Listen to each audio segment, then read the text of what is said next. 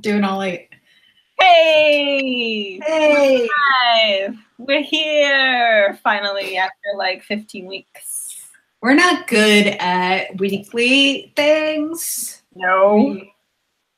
We had like a good run at the beginning of the season, but then Yeah, we were all like on top of it and like scheduling and talking to each other. And now we're like, should we? Maybe, because it's almost the end of the season. 3 teams locked in for playoffs. Maybe. So yeah, we're here. Hi everybody. Well, my notes. How are you, Danielle? I'm okay. Life. But yeah. I'm going away next week, so can't be all that bad. Well, don't like go all the way. I'm going far north. Oh boy. I can wear sweaters and flannel and pretend it's fall. I'm from California. I don't know what any of that is. Sorry. Cool. Sorry. Anyways. Yeah. And hi everybody who's watching right now. Since I'm not typing in there, but Danielle is. So yeah, let's talk about the games that happened this last week. We're gonna start with the game that happened on August 17th, and then we're gonna go from there. It was Houston versus Washington, and Houston won 4-0. Yikes! So that happened to Washington. Do you have anything you want to say about that game, or just what can you say? Like, I mean, what can you say? Good game for Houston. Remember at the beginning of the season when we're like, Houston, they can't win a game. They're terrible. And I get that they're playing, a team who's not strong either, but still, I think it was a strong showing. Huerta having 2 goals.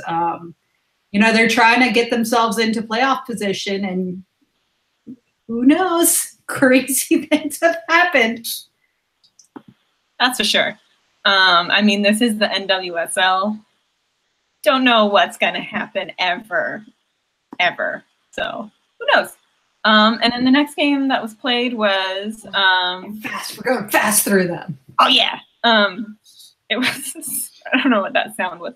It was a Sky Blue FC versus Utah. And what a mess that game was. That was a mess. Ugh. It was the first time in my entire life I've been sad about an A-Rod goal. Like, you know me. I love A-Rod. I love her so much. I love her more. But then she scored, and then I could not watch afterwards because Sky Blue players were crying, and I was like, nope. Yeah, that was really hard to watch, especially because it happened like well after the whistle might have been blown by somebody else, maybe, who was watching their watch. But it's soccer. That's what happens. I mean, it's a minimum of X amount of minutes, so technically the ref didn't do anything wrong. I don't like the idea that the ref blamed it on the keeper, because if she took that much time, give her a card. Like, that's on you, dude. Like, if a keeper you have to add 30 seconds because of her delay, then that's on you. You got cards. Use them. That's for damn sure. I'm with you on that. But yeah, so 2-2. That's how that ended up, thanks to A-Rod. And apparently the goalkeeper taking too much time, according to the referee. And then the next game that happened was Portland and Chicago. I didn't even do that on purpose. Obviously, North Carolina won because that's what they do. 3-0. You skipped to the next score. Wait, did I really? Yeah, you said the next game is Portland, Chicago, and then you're talking about the Courage. What did I even do? Oh, Okay, I get it. No. So this is the first game. This kind of goes with a question in the chat. I think this is one of the first games of the week where it's like the conditions in the Pacific Northwest. And obviously, when we talk about Tuesday night game, that factors a lot into it as well. But let me go back to my notes. You're a Seattle fan. I mean, we're going to get kind of, I guess I'm going off of Portland, but how do you feel about making them play in these? Because it's more complicated than I think people are making it. It's 100% more complicated. And I'm saying this as somebody who literally, like, my hometown was on fire for like the last 2 weeks too.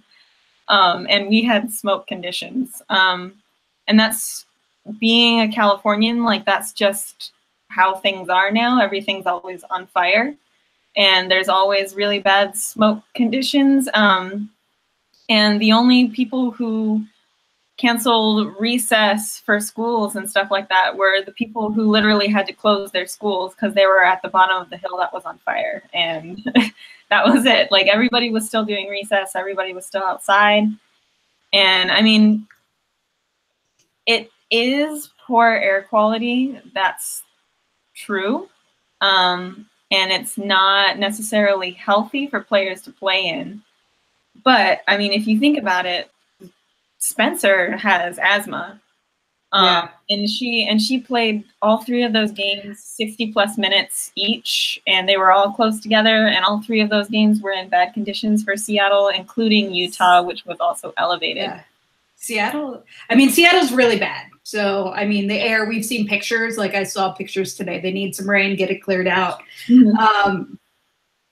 Preferably, no, you wouldn't want them playing under those conditions. But as somebody, Starkiller just pointed out, and something I've been thinking of, we're at the end of the season. Yeah. When are we going to play these games? And if this was April, May, yes, but I don't know if there's any way to reschedule them without extending the season. Mm-hmm. And you can't do that because, some of these players could go on. But, I know you have venue like Portland, you could probably reschedule that venue, but you got tickets, you have flights, people have paid for. But then you also have players who are going to Australia right afterwards or coaching college, and they literally can't play past the season. So I don't know if there was a good solution without changing the games, making both teams play somewhere that wasn't there. Yeah. And that would cause, I don't know, it's tough, man. I think the one thing that I think the league has really dropped the ball on is waiting the last minute. Yeah. To make the calls. Yeah, that one, yes, that's bad, but I wouldn't want to be the one making those calls. Yeah, I mean, that was exactly what I was going to say. The biggest problem for me wasn't just the conditions, because that kind of sucks, but the fact that they literally told the teams like a half hour before the game time, and like to the point where like the rain got like a little salty when they announced. They got sassy on Twitter. Yeah, it was pretty sassy, sass masters up there, which I don't blame them, because that's pretty bad. Like, how much did the air quality change between like 6 p.m. and 7 p.m. that you couldn't have just made that decision at 6 p.m.? Unless there's something behind the scenes where they maybe were trying to find an alternate venue with like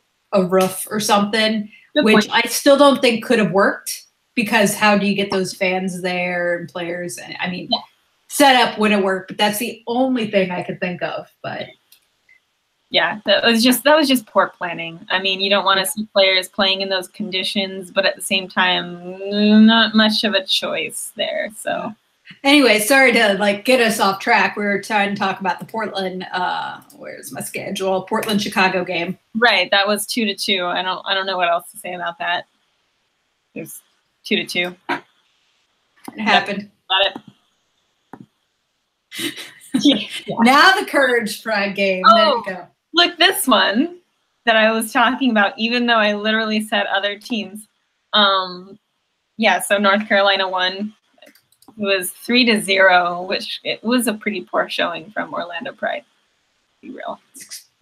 Especially with their in playoff position, they gotta show up.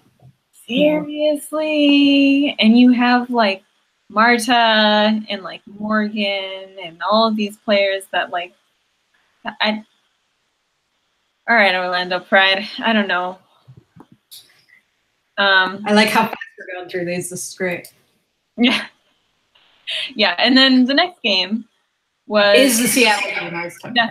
That's the Seattle-Houston game. That was the one that was in the bad smoky conditions, and Seattle won 2-0, and they clinched their playoff spot. Hey, for them and me. First time since 2015. Woo! That's all I have. So you happy about Vlatko? Vlatko is great, and I love him. Just FYI. I mean, I think you definitely could see the Vlatko influence in the Seattle team this season. Like, one thing Seattle, even during those 2 great seasons, one thing that hasn't necessarily been there is clean sheets. That's just always been, you know, they scored more necessarily than they, you know, let in, but clean sheets weren't necessarily a thing. And I think that Vlatko has really, his teams are known for clean sheets. I mean, look at all those FC Kansas City seasons with Barty in goal, you know, with that defense. And now his first season in Seattle, it's really, you can see his influence. And I think it's going to be nice. Yeah, they tied the record for most clean sheets at 12 at this point.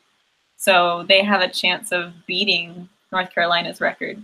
So good work, Vlatko, and all like 8/9 players who played on that back line throughout the season. That's Vlatko for you. Yeah, I thought was crazy, but I was wrong. And I will say that. I'm going to look right in the camera. I was wrong. So good job. So yeah, Seattle won that game. That was cool for Seattle fans. And then the next game was Washington Spirit versus the Utah Royals, and Utah won in Washington's home, 1-0. Which, yeah. I mean, A-Rod goal I can be happy about now. Yeah, yeah. I mean, sorry, Spirit Squadron fans. I'm not happy it was against you. I'm just happy that she scored one, not, you know, like the other one. So, yeah. It was a good goal. It was a good goal. I mean, that's what A-Rod does. That's her thing. One thing that really was odd, and I guess I wasn't watching, I didn't watch the stream, but this is kind of a different issue. I guess it's not with play, but I think last night showed the awkwardness of when your announced team isn't at the stadium, because I guess the announcer said the Spirit Squadron weren't there, to which the Squadron posted a video, because I had to text their president. I was like, hey, what's this tweet about? And they're like, yeah, I guess they said on the feed we weren't there. That's weird. That's awkward. Yeah. Oh, don't do that. Okay. So with the last game that happened last night, Portland versus Sky Blue, and the Thorns also got a playoff spot, she says, with this face. Yeah. Yeah. I mean, we all saw it coming. Sorry, Sky. Yeah. I mean, Sky Blue, I think, is going to get a win where we don't expect it to happen, but I don't think last night was going to be the night for that to happen. Nope. I have to say, it's not going to happen there. Oh, I see some excitement. But, you know, I guess there's a chance for a rematch now in the playoffs, which is interesting. So.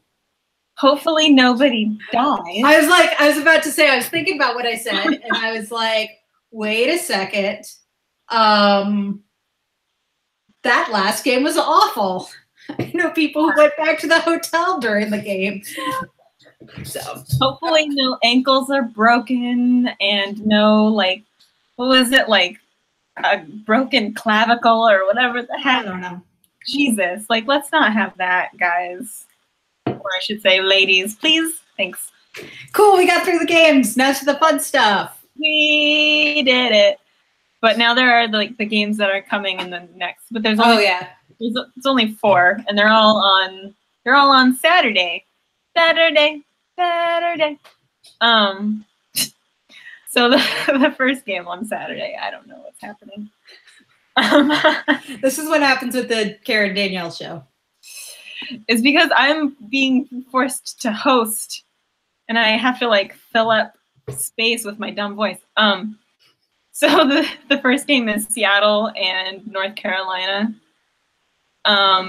Just as a Seattle fan, I just want to put this out there. It would be great to actually get to watch a game where Seattle gets to play against North Carolina Courage with a full strength team and not like 8 players on the injury list. I would appreciate watching a game like that. But I'm interested in this game because I think that, how do I phrase it? It's not that there's nothing to play for, but because, you know, I guess there's still one home field to play for. So technically, you know, so they could host the first. But, you know, you're both in. Let's not get injured. Let's play it safe. So basically, I want both teams to make smart decisions and have fun. Yes, I like that. I'm going to say, since it's at Seattle's home, that Seattle wins because I'm saying. Okay. I'm saying it. I think it's going to be a draw. That's a good safe call. I like that. Safe. Safe. Next game is Orlando versus Chicago. That's going to be a blast. This is going to be, and it's really important because no matter what, one of these teams goes into 4th. Basically, I think it's no matter what. Anyway, Utah cannot retain 4th because if Orlando wins, they leapfrog and is in the 4th. If they draw, Chicago gets the point, and then they have tiebreaker. And if Chicago wins, they go into 4th. So it's a huge game, and I hope Orlando fans turn out for it because it's at a good time. It's home. It's playoff implications. I mean, this should be the game of the week. Of course, the next one played at Audi Field, but this is the game of the week to me. I agree. And also, Starkiller just said some ish about Seattle losing to North Carolina at home. That was then, brother. This is now, okay? This is now. Like, this Seattle team versus that Seattle team way back then? Nah. Different time. We'll see. Different time. Yeah, we'll see. But the next game is Washington versus Portland. We didn't really guess in that last game. Do you want to? I honestly have no idea because both of these teams can be really good when they're on, and both of them can be disappointing when they're off. Yeah. They're both so frustrating like that. I mean, I think I have to give the edge to Orlando because they're at home, but I don't know. It really depends on what version of each team we get. I mean, I guess I don't want to go draw because that's a cop-out, but I guess a slight advantage to Orlando. I don't even want to venture to guess a score. But I was thinking the same thing. So good work, team. Okay, so then now we can go on to Washington. The actual game of the week. Yeah, which is going to be played at Audi Field or whatever they call it. The new stadium. So yeah. So, I mean, the stadium's going to be lit, as the children say. But I don't know if the game is going to be lit or not. I'm going to be real. I hope that, of course, you know, they didn't get it done. But, you know, there's changes, which we'll talk about here in a few minutes within the organization. They're playing for pride at this point. They're playing in a really nice facility. I hope they can get it done. I really do. hesitant to say the Spirit will, but I think that, conditions are right. How's that? Yes, I agree. And I'm hoping it's a huge turnout. I know that they've been pushing these tickets. I know the location is way better than where their home field is. It's, I don't know much about the field, but I'm pretty sure there's probably public transportation to get there. So I'm hoping that it is a lot of people there. I'm not going to say sell out because I doubt I don't know what the capacity is. I haven't been watching a lot of DC United games, so I don't know a lot of details, but I'm hoping that they can get a huge turnout. That would be awesome, and I would be really happy for them if they did that. That'd be great. That'd be like a good lead into like next season, starting fresh. Yeah, I think so too. Okay, and then the last game on Saturday is Houston versus Sky Blue. I think Houston's gonna win. Yeah, but it'd be great to see Sky Blue get some semblance of, I don't know, confidence in themselves. I don't know if one game against Houston is gonna do much, but I mean, Houston's playing they have a shot of making the playoffs still. Yeah. I think they haven't been eliminated. I don't think. No. So which is crazy that they have a shot. I'm hoping, every game from now until the end of the season, you're going to be like, I hope Sky Blue can do it. I hope they can. Not something we'll touch upon very briefly later, but I know there's comments like maybe not everyone has given it all they've got this season. Yeah. I don't think that's true. No. I watched these girls cry after drawing with with Utah. I think that they want to. I just hope that it happens soon. Yeah. So cool. Agree. Totally agree with you. All right. Let's move on to a really big question that we've got going on for the end of the season. There's one spot open in the playoffs, and there are 4 teams that are trying to get into that one spot, which is crazy and awesome at the same time. It's Orlando, Chicago, Utah, and Houston. Yep, they have 29 points. Yeah. So they're 2 or 3 points away from who's under Portland? Utah. Oh, Utah. Okay, so they're close. So Utah has played one more game. So they've played 23. Okay. The rest of the teams are 22. Chicago has best case scenario because they have 2 in hand. They have played 21 games because of the canceled game. So that definitely bodes well for Chicago. Yeah. If they could take advantage of these opportunities. Yeah, I'm thinking that they probably will. That's my thought. They have, and I know like every single time we talk about Chicago, we talk about Samantha Kerr, but like for a reason. If she does the same stuff that she has been doing, where she takes on like 4 players and just scores a goal on her own, they can do it. If more players on Chicago step up and just Sam Kerr and Alyssa Nair, who makes like 30 saves per game sometimes, that'd be good for them. And I think that it would push them over to the 4th spot. My prediction is that it's going to be Chicago that gets that 4th spot. I do too. I mean, I've been reminded that I am now a Chicago Local 134 member. They yelled at me when I forgot that I joined a membership. So as a member, I have to say that. I think Chicago does it. Part of me kind of wants Utah too. Utah is not my team. I know they have my players. I have no emotional connection to them. I established that.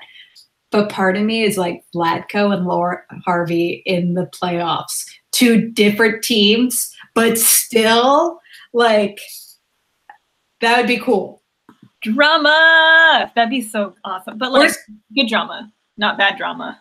Worst case scenario for me as a former Seattle hater, like FCKC fan, where I'm like, well, I'd never want Seattle to ever win a championship. That was us. And then we're like, I don't want Laura Harvey to win because she was their coach. It's like, now you're oh God.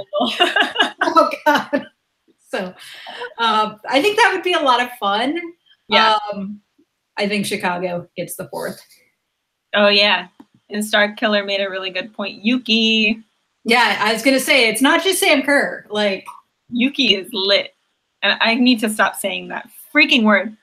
Yes, please, but go on. I'm sorry. All right. So yeah, we're both agreed. We think Chicago.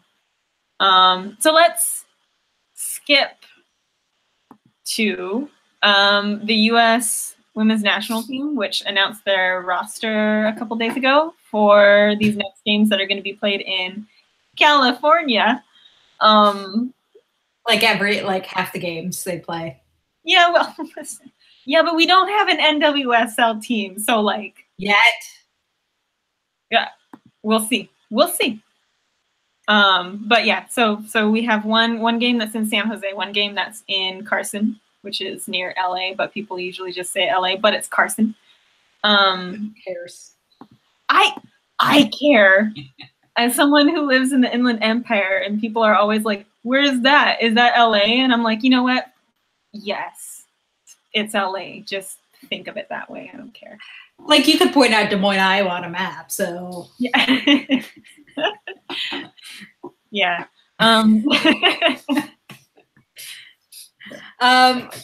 There wasn't any surprises to me. No. You know, people who I thought A-Rod's not on anymore, which not surprising. We didn't play her. Franch got that 3rd, which makes sense. Like 1, she deserves it. 2, seeing the U23s with Campbell, that explains that. Mm-hmm. Like seeing Mace get a call up, get her some experience, see if they actually can utilize her. It just was like, yep, that's definitely a call up. Cool. Yeah. No, I had the same thing. They announced it, and I was like, okay, cool. Exit. Yeah. Like that was that. But more interesting are the call-ups for the under 23 roster. Oh, I've missed a lot of stuff. Okay. There were a lot of cool announcements in that. Besides just Jane Campbell, that was an interesting one. As a Seattle fan, it was cool to see Morgan Andrews, because she's been performing really, really good for Seattle these last couple of games that Allie Long has. Well, this last game that Allie Long was not playing in, and then the game before that when she played really, really well with. Sorry, somebody. Oh my God! Somebody just in the chat. I'm just gonna ignore that. I blocked. Oh my God! For anyone watching later, sorry about that. Sorry, it's not us. Anyways, jeez. You go on. I need a second. I mean, I know that was a spam bot, but that was an interesting spam bot. It's not funny. It's very bad. It's very weird. Just really random. I laugh when I get nervous. I'm sorry. I'm not like laughing because I think it's funny. Anyways, so yeah, that was a great roster. I like, you know, and one thing that they decided to do was, you know, mix a lot of, you know, people with pro experience with younger people overseas, people in the league. So I'm really excited about, you know, this roster. And I was reading somebody who was talking earlier who said, you know, the U23s, because it's not really a real thing. Like it's a made up thing, U23s. It's not really a thing. Use it this is something that they can start develop, you know, get people more experience, more caps. So they're a little more ready for that, for the big. I'm still a little shaken. Yes. So get ready for the A squad. So yeah, I'm excited. I didn't see if it will be, obviously not televised, but hopefully we'll have a chance to stream it because I think it should be a lot of fun to watch. Yeah, I agree. It's going to be great. It's a lot of really interesting and fun players that got called up, like Hatch and I think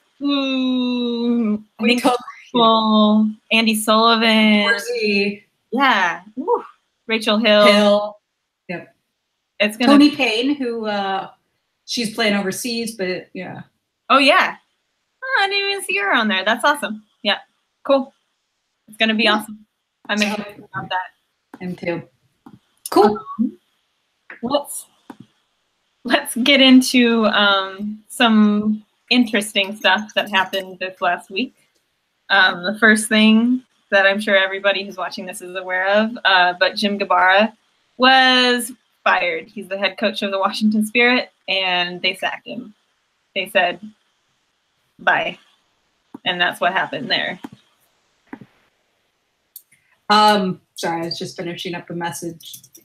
It was a time, it was about time, but it was still oddly timed, if that makes sense. Obviously he should have gone a while ago. It wasn't working. Just ever that game that nobody talks about that happened in Houston where, a certain team almost won the title. After that, it just went so downhill.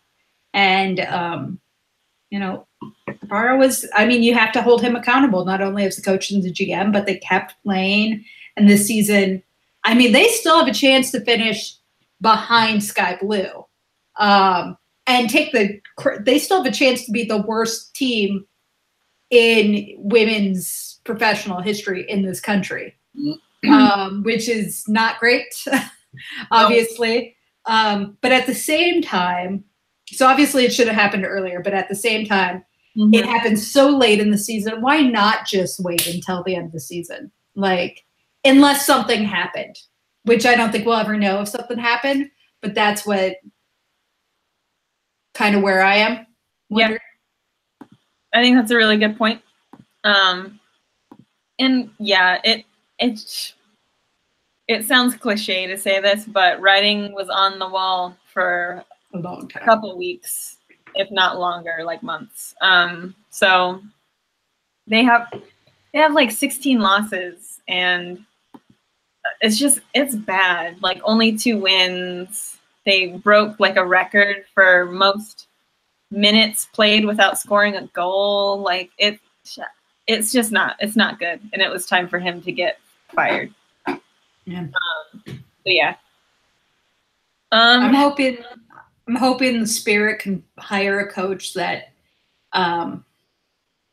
changes. I don't want to say the culture, because I think that the Spirit players do have some, people who care a lot. So I'm hesitant to say culture, but maybe can bring something new to it. I hope so. At the same time, knowing it's Bill Lynch owns the team, I don't know. Probably not. Yeah. Good point. If they can find a way to take those players who are all amazing players in their own right, and make a cohesive team that's able to score goals, because I think defensively they're not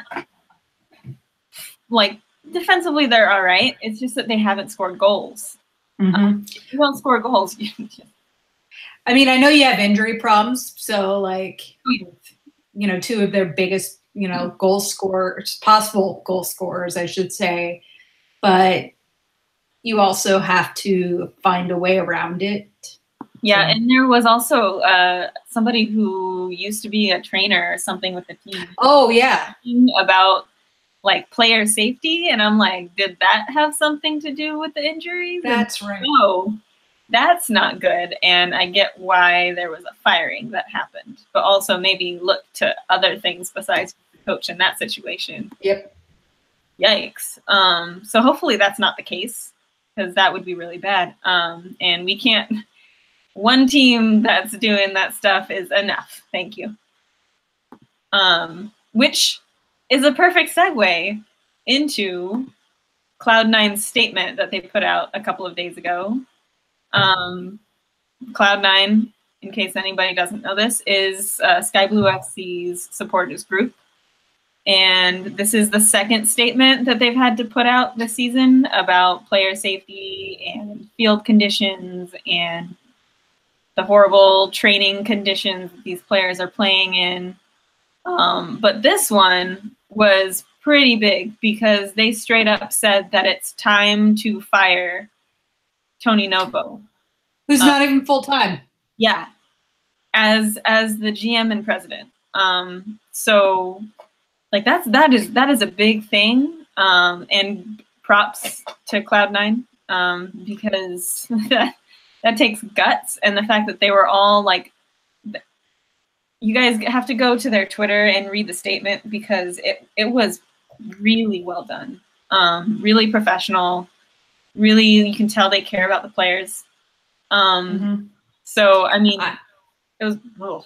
I know a lot of them. I've met a lot of them or talked to them online. They're good people who really honestly care about their team. Yeah. But I think in this league, they are leading the way in how do I phrase, like, what am I trying to say? But holding them accountable. Yeah.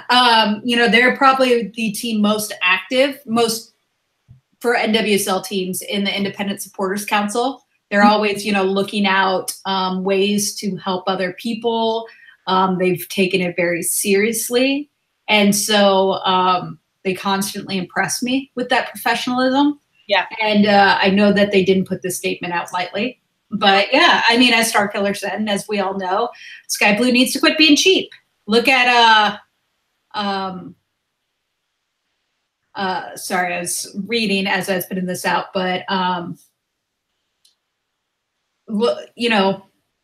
they're cheap. We know that. Look at the conditions. Look at the players who are, we talked about that last show. The living conditions, the training stuff, the fact that there's a trailer. They're cheap.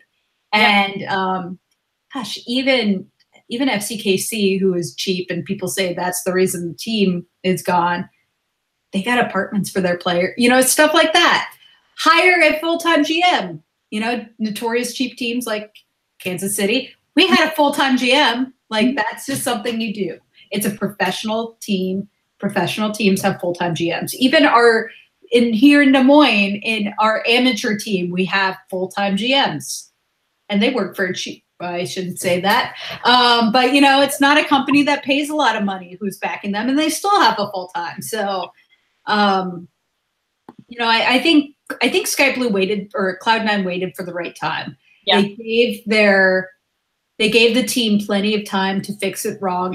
Fix what was wrong. They've had discussions behind the scenes with the team, and the team didn't listen. So then they had to do this. So. And I thought it was really interesting in the statement. I mean, they cover a lot of stuff, but the fact that they're talking about this as like, all right, well, we gave you like over a month and you didn't change any of this. And they got a trailer. How dare you? Yeah. Oh, right. A shower trailer. I forgot. I'm sorry. And how like they're saying like this is like putting a Band-Aid on a broken leg. And like the tone of the team hasn't changed whatsoever. It's still like a negative tone around the team. And it looks like the team is putting on appearances. But underneath that, they're doing absolutely nothing. So, we're listening to you, Cloud9. We respect you. You're right. We have to really like step it up, and then they don't. Are we surprised that a team owned by a politician is playing politics and just, grandstand and made it, sound good? No. That's the short answer to that. Nope. Which is shitty. And, as Starkiller just pointed out, I think we're still sitting here having to worry about, is there going to be a Sky Blue next season? And no matter how shitty or how this whole situation is, we lost Boston, which was, in the U.S. professional, scene forever. If we lose Boston and Sky Blue, I don't know. I can't. Those two teams who have been there forever. So yeah. And I just noticed Phoebe wanted to be in the show. So what's up? What's up, girl? But yeah, and not just that, but like the Armada and Cloud9 are two of like the greatest supporters groups ever, and you're gonna wipe those two supporter groups off the map, basically. And that's really sad that we're gonna lose the Blue Crew and then the Armada and then Cloud9. Like we can't do this anymore. It needs to stop. And I will say for people who, and I've talked about this so much, but it's like, oh, okay, so you lose the supporter group. Okay, whatever. Yeah. I can say that it's killed my love for the game. It's hard for me to watch games. I have to force myself to care. I know that other people in Blue Crew, and it's like, well, is that immature because you lost your team? It's like, no, it hurts. It really, really hurts. And being part of a supporter group, it's more than just watching games. You're part of this. It's a whole culture. It's a whole family, and you gave yourself for this team you love. And so losing it, it's not just, oh, my team went away. It's part of you went away. Yeah. And so, you did that. You lost some great fans in Kansas City. The Armada is holding in. I know a lot of them are still watching, but I know they're hurting too. And then you do that to Jersey. It's like, not great. No, it's just stop. Stop taking out all of the Northeast teams. Damn you. Yeah. Anything else you want to say about Cloud9 and their statement? Well, I guess this parlays into something I don't want to talk about too much. Yeah, it sure does. And someone we don't want to talk about too much. Don't give her attention. True. But just gonna I'm gonna do it anyway.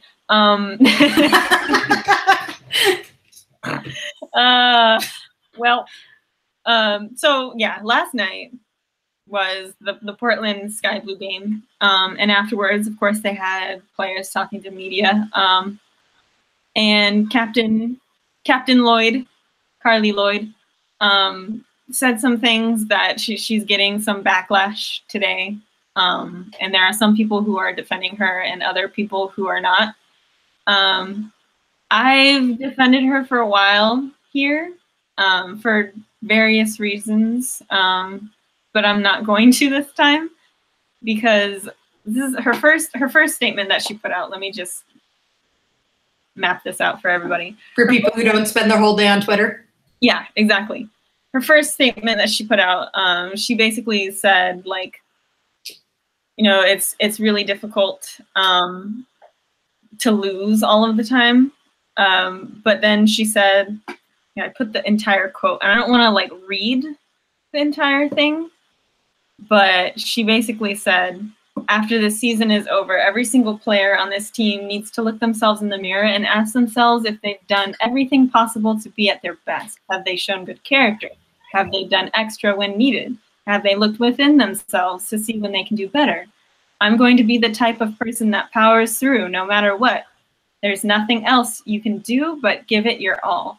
And so the quote that most people took from that was, the whole thing about the players looking themselves in the mirror and asking themselves if they've done everything possible, blah, blah, blah. And that looked really bad to a lot of people because, first of all, everything that happened with Cloud9 putting out that statement and what we know about bad living conditions for Sky Blue players. And somebody, I'm not. Ignore. Yeah. But it's just like bad timing. First of all, second of all, read the room. And then today, one of the journalists put out another statement that like expanded on what she said, because some people were kind of wondering, well, she's probably like including herself in that. And then this next statement kind of just kills that entire theory because she basically talked herself up in the statement, and basically said stuff like, I tried to lead by example on and off the pitch. I'm bringing players under my wing. I find time to do extra work. My game has evolved and I'm continually getting better, even though it might not look that way. I'm putting in the work. I'm doing all that I can, and I'm trying to lead by example. And so it was like, so she's not including herself in that. So what she was doing was just putting her like entire team under a bus and then like running them over. Because that's literally that's all you can really take from it, honestly.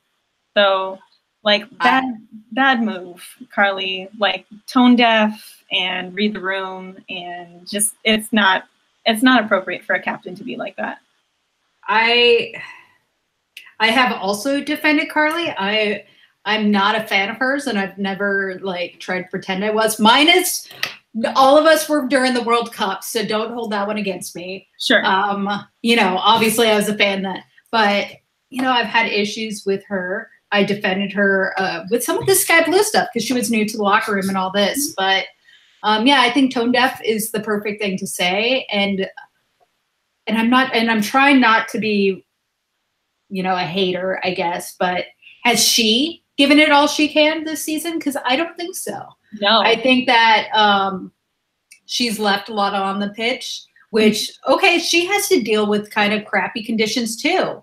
I'll give that to her. But so she knows what it's like, and she knows she has more, and she knows she has more to give. So why not include herself in that statement? I mean, she's not the leading scorer on the team. Not that goals are everything. I get it. But there are two players with more goals than her, including somebody who just got signed in June.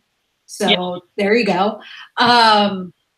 You know, and I mentioned this, you know, I said I didn't want to talk about it a lot, but to kind of indicate that she didn't say it, but she basically said they don't care, in more words. Yeah. And how can you say that when, like, you know, we pointed out after that Utah game, they were crying. You know, they wanted it so bad. They wanted it more than anything because they care. And obviously, just it hurts me because I know that they want it so bad, and then to be crapped on by their captain. Mm-hmm. And then I lost my point, but I was just gonna. Oh, and then you got. I mean, FC Kansas City fan, but so I'm obviously going to say that. But you have players giving themselves concussions to give goals. You know, like Shea. These players are trying. Mm-hmm. So, disappointing. And I know a lot of people with the defending, and maybe, you know, they have a good point, but they're saying, you know, Carly didn't necessarily mean it like that. People are blowing it out of proportion because it's Carly. And you know what? She's been in this game a long time. She knows that, you know, people listen to what she says. She knows people are going to interpret. It's not like she's never had to deal with media. She is a, you know, she's player of the year, a World Cup champion, been a captain on the national team for years. She needs, you know, words matter. I think that's something we've all learned these past couple of years. Yeah. In soccer and outside of soccer, words matter. And you would just hope your captain would choose their words a little better. Right. And that's really the thing is not just the words that she used, but the fact that she's saying it when we all are aware of the fact that these players don't have great living conditions. They aren't getting paid very well, and their training situation is awful. And Carly Lloyd is somebody who has her own personal trainer.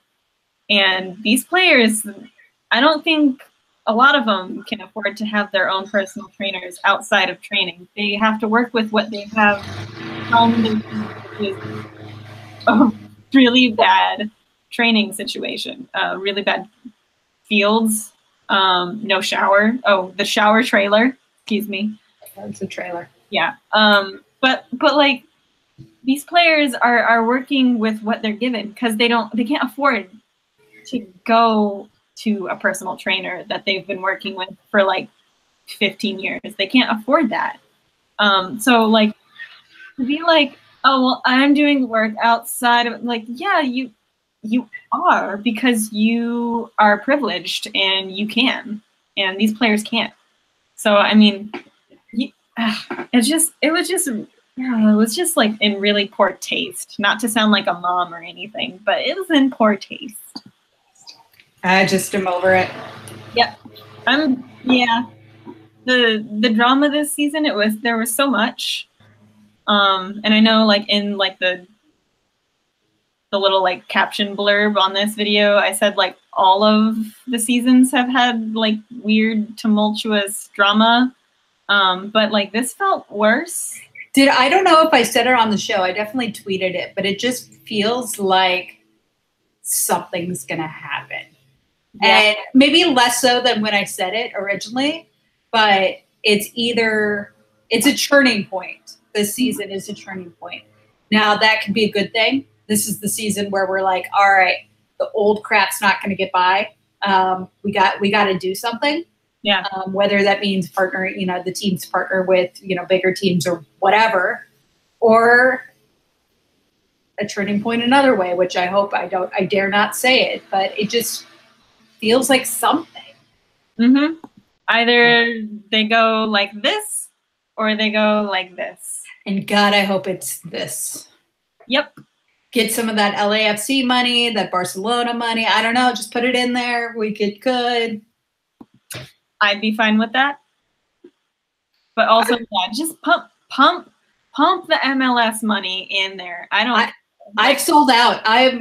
For years, I was like, you don't need MLS money. I sold out. I was like, bring in that MLS money. Yeah. Not that they have a ton, but they have less than you think, but still. Yeah, just honest. They have more than like Seattle's owners who are doing what they can with what they have, and like other owners that are not like MLS. I haven't sold out completely. I still like the North Carolina model where partnering with a lower division league. Yeah. That's perfect. I like that too. Scenario for me, but I've sold out, and if it's MLS, it's MLS. Yeah. Just give us money. We want money. Mm-hmm. At Sporting Casey. Yeah. Yeah. All right. Well, I guess that's our show because we're done. It's like what we were going to talk about, right? Yeah. Woo! We did it. And under an hour, in under 8 hours, which is we got 7 to go, guys. Here we go, everybody. No, no, we're not doing that. How many spam bots could we get in 8 hours? 16 if we're going with the same math. I mean, hopefully none of them are really creepy. I'll take the fart spam bot over that first one. If you didn't read the chat, you guys missed out on stuff. Anyway, you sure did. Some anti-Semitism. Let's go. We're gonna leave. I'm not waving for that. Just stop it. We're gonna leave and just wave and say goodbye until we have a new show. Which who knows when that's gonna happen, but we're gonna do it at some point. It's gonna happen. It's our anniversary today, by the way. Not like our first show, but of when we all banded together. Good point. Which that's a story that is not going on air, but never, ever, ever talking about it. But this is our anniversary, so according to my time hop, to us and to Courtney and Jen, who could not be here today because life is hard. Life is really hard, guys. It really is. Let's start a Patreon and you guys can make it so I don't have to have a job. We're losing viewers. Bye. We should go. Bye.